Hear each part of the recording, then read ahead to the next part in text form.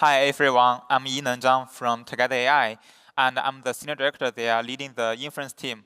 Today I want to share some practical lessons we learned from building large language inference systems. A lot of people, I think, assume that if you want extreme inference performance, eventually everything must become a giant C++ code base. But modern LLM serving systems are actually much more than that. The interesting question is no longer, is Python fast enough? The real question is that what should run in Python and what should not. So in this talk, I will walk through why modern Python-based inference system can still achieve performance surprisingly close to highly optimized native systems, and what architectures ideas make that possible. Okay, cool. Let's get started. Here is today's agenda. First, I will explain why a Python-based architecture can still compete with C++ inference runtime. Then we will walk through some important ideas: multi-process runtime architecture, CPU-GPU overlap, CUDA graph, native custom kernels. After that, I will talk about some practical lessons learned from scaling Python inference systems in production. Finally, I will use token speed as a case study to show how these ideas come together in a modern inference engine.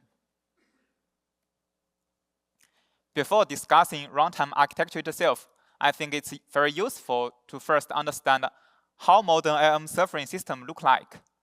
One important observation is that modern LLM inference systems look like very different from traditional Python applications. Most tensor computation already happens inside the GPU kernels and native runtimes. The CPU runtime primarily coordinate execution, scheduling, batching, memory movement, and asynchronous GPU work. So as the system evolved, scheduling and synchronization become increasingly important parts of overall performance. And with asynchronization execution overlap scheduling and CUDA graph, much of the host-side overhead can be hidden behind the GPU execution. So as a result, Python increasingly acts as an orchestration layer inside a much larger heterogeneous system. When people think about Python performance, they usually imagine Python directly executing heavy computation. But as we mentioned before, modern LLM serving systems do not really work like that anymore. I think most of the actual heavy computation already happens somewhere else: CUDA kernels, Triton kernels, Founder GPU libraries, PyTorch runtime internals. Python increasingly acts as an orchestration layer. The first important idea is multi-process runtime architecture. So in production systems, CPU-side work such as tokenization and detokenization can become increasingly expensive. If all of the work happens inside the same GPU process, eventually the CPU side starts slowing down the GPU work. So modern runtimes separates these workloads into a synchronized process.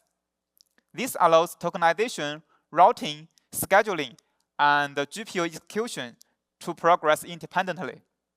The second idea is the CPU-GPU overlap execution.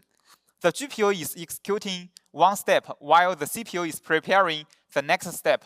If done correctly, I think most of the scheduling overhead becomes hidden behind the GPU execution time. The third idea is about a CUDA graph.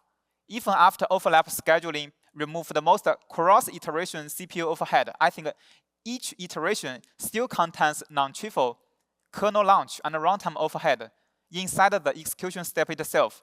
So CUDA graph can address this intra-iteration overhead, capturing and replaying stable execution pattern with minimal launch overhead.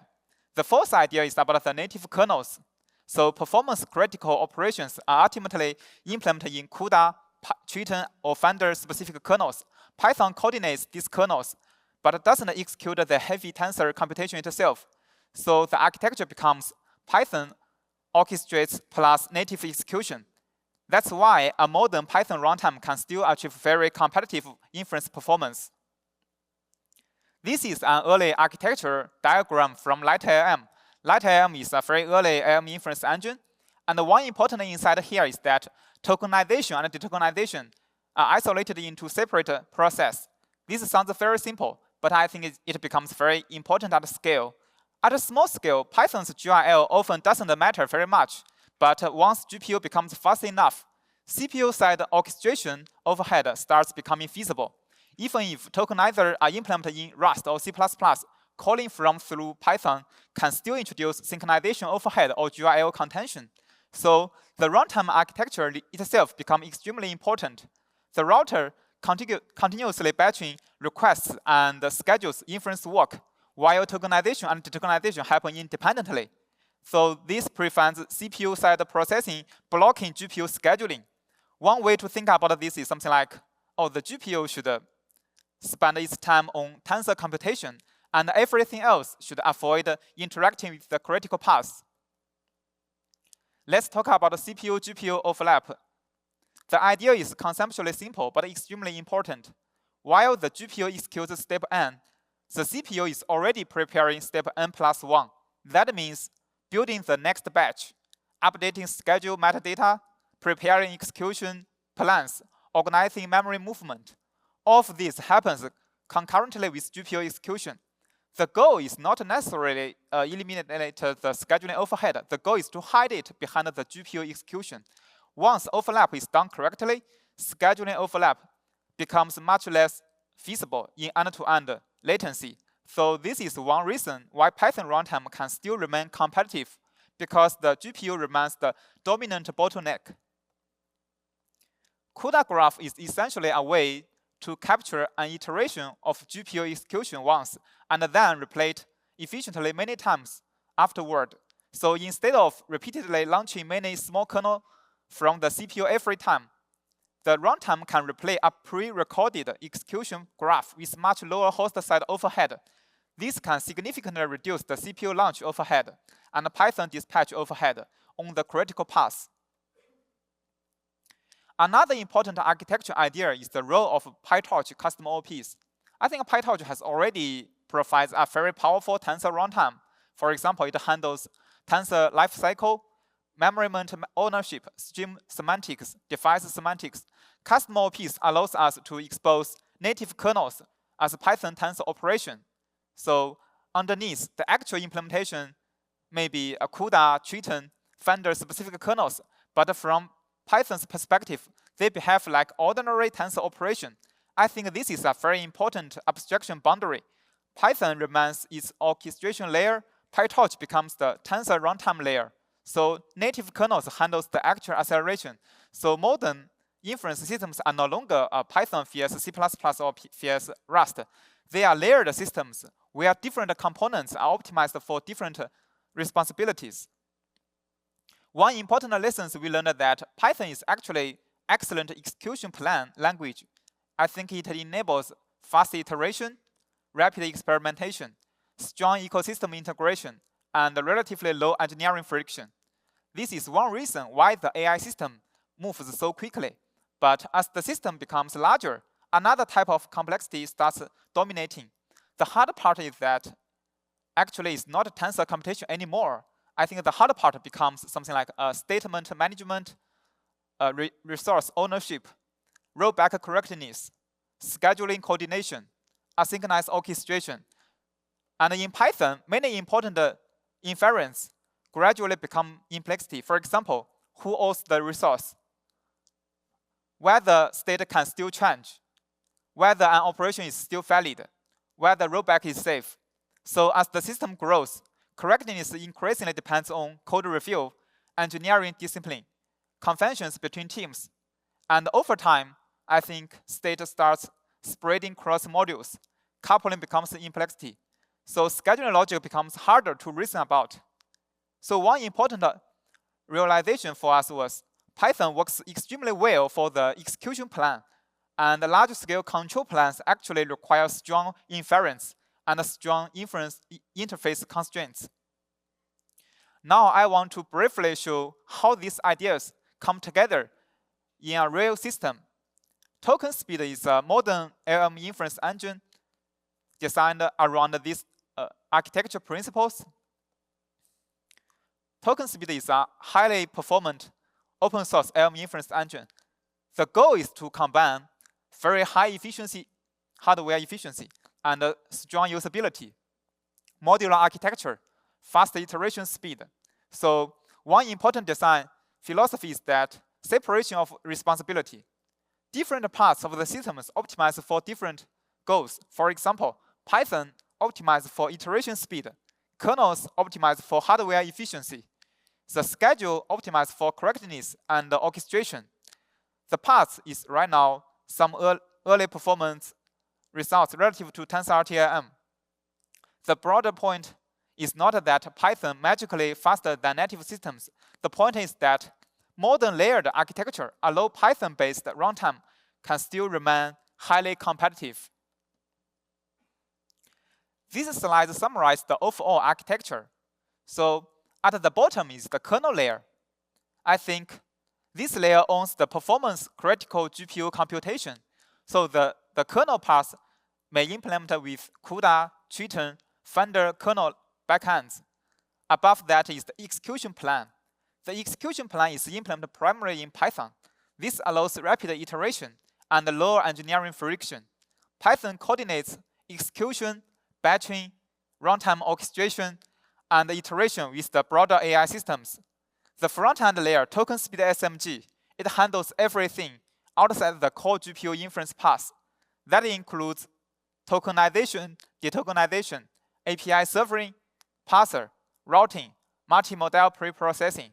So one philosophy here is that GPUs should focus on tensor computation. Finally, the schedule layer acts as the control plan. The schedule is implemented separately because scheduling becomes fundamentally state management complexity. So the schedule focuses on state transition, resource ownership, correctness guarantees, and verifiable scheduling logic. So instead of one joint runtime, the system becomes a collection of specified layers with cleaner abstraction boundaries. I think modern LLM inference engines are no longer just Python traditional applications. They are heterogeneous systems. Different layers use different abstraction and different implementation strategies. Some layers prioritize iteration speed, flexibility, and ecosystem integration. Other layers prioritize hardware efficiency, correctness, and scheduling guarantees. So the future is probably not Python vs C++ or vs Rust. I think the real challenge is choosing the right abstraction boundary for each layer. Thank you, everyone. If you are interested in inference systems, runtime architecture, or open source AI infrastructure, feel free to reach out. So the project-related links are here. I'm happy to take questions.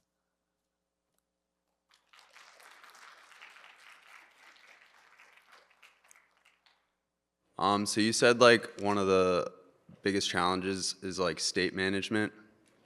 How do you think you handle this in a heterogeneous system that has a bunch of different responsibilities? What do you think is like the best global state approach for this? Yeah, I think for the scheduler, it needs to handle different state, something like KV cache transition and resource ownership. So in this use case, actually in this slide, 1 minute. Yeah, you can see that the schedule is implemented in C++ and it provides something like Python bindings, and we use IAI to do the resource control.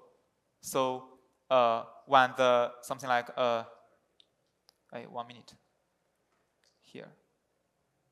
So we can decide who owns the resource, whether the state can still change, whether an operation is still valid, and whether rollback is safe. And we use the language boundary to do the modular boundary. So schedule itself is implemented in C++, but it provides Python binding. And so that module, that component can be used by the execution plan, by the execution component. And the execution component is also implemented in Python. Yeah. Thank you. Hello, I have a question about the performance. So you mentioned this token speed package can achieve like a TensorRT-LLM level of the performance. So I'm wondering, like, how do you guarantee things like NVIDIA will have their secret sauce in the TensorRT to select the kernels on different hardwares? So how does like a token speed to achieve this level of performance? Yeah, it's a good question. So I think for these benchmark results, we use the agentic inference use case. I think for TensorRT-LLM, we also reuse some of the kernels from TensorRT-LLM with flash infer or just compile the TensorRT-LLM kernel directly. And in token speed, we just leverage the token speed MLA. It's the fastest MLA attention on black whale. It's even faster than TensorRT-LLM's attention. And we also use something like one CUDA graph. I think it's also implemented in TRT-LLM, but we analyze the timeline, and we can make sure that all of this whole timeline is even faster than TensorRT-LLM. But to be honest, if TensorRT-LLM wants to catch up the performance, I think it's not too hard because there is no secrets. Yeah. Yeah. So is there any like a special mechanism on the kernel side, like which token speed have, but like other don't have? Yeah. To be honest, we have. Yeah. We use Qt DSL to rewrite the token speed MLA. So for the decoding, for the long context use case, for the high catch hit rate use case, our decoding performance is something like 2 or 3 times faster than TRT-LLM attention kernel. Yeah, but I think like for TRT or other framework, they can also use. Yeah, exactly. Yeah. Right. Yeah. So we also package the token speed MLA as a standalone PyPI, and the VLM SGL have already integrated that. And also for TRT-LLM, they can also use that. So I think for the AI progress, it should benefit the broader community. It should not just exclusive to a single runtime. Yeah, thank you. Thank you for the talk. Do you do some kind of optimization of the compute graph? Yeah. We do that. For example, we use one CUDA graph for decoding, for spec, and for X grammar. I think this is implemented by TensorRT-LLM first, and we found that this is very efficient. Then we just do similar thing. Yeah, I'm not super familiar with this, but have you compared with some other like tiling language? Are they all pretty much the same, or